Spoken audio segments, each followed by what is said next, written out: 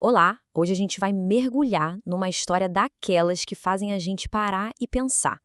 Uma história poderosa sobre a vida, sobre consciência e sobre as escolhas que a gente faz sem nem perceber. É um convite para a gente olhar para dentro. Essa frase, né, ela é basicamente o coração de tudo. É a imagem perfeita daquela sensação de estar só passando pela vida, mas sem realmente viver, sem sentir o vento no rosto. Vamos ver como essa ideia se desenrola. Então, vamos começar conhecendo o nosso protagonista, o Samuel. Um homem que, olha, talvez a gente até reconheça um pouco dele por aí.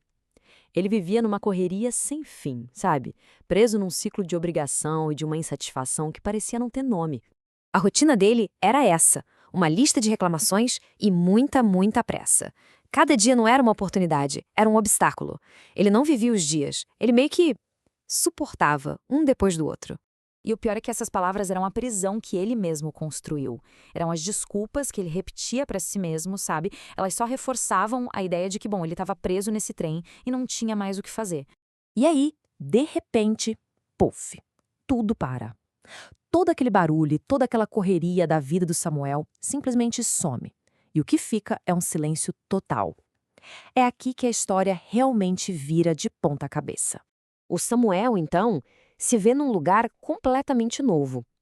Não é céu, não é terra, é como um ponto de parada para a alma, sabe? Um lugar com uma calma, uma serenidade muito diferente de tudo que ele conhecia. Lá, um senhor muito sereno explica o que é aquele lugar. Não é o fim da linha. É um espaço de transição, um lugar para entender. E a parte mais importante é essa: poucos percebem. Quase todo mundo chega lá, mas a maioria não entende de verdade onde está. A ferramenta principal de aprendizado ali são esses espelhos vivos.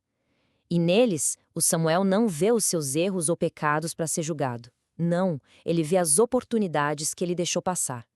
É um momento de autoavaliação muito intenso. A primeira cena que aparece para ele.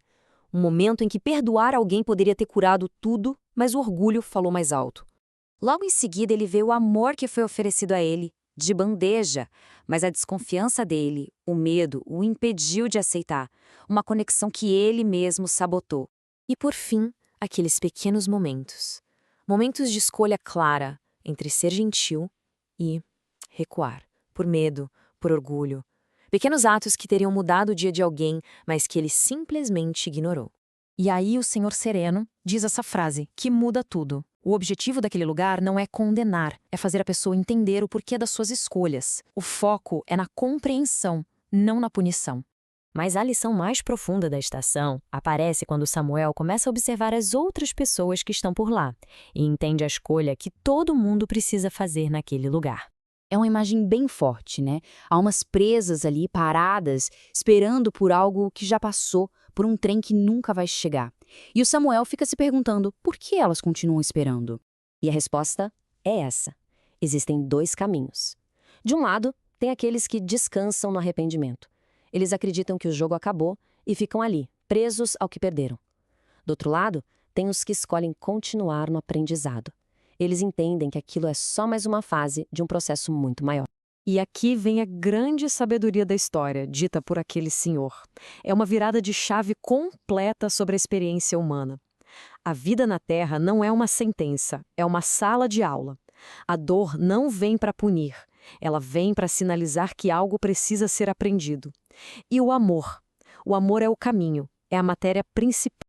Com tudo isso, a gente chega na parte final da jornada. Quando Samuel, depois de entender tudo isso, tem uma reação emocional muito forte e um desejo profundo de ter uma nova oportunidade. Esse é o clímax. Agora que ele entende, ele quer aplicar o que aprendeu. Ele não pede para escapar, não. Ele pede para tentar de novo, agora sabendo as regras do jogo.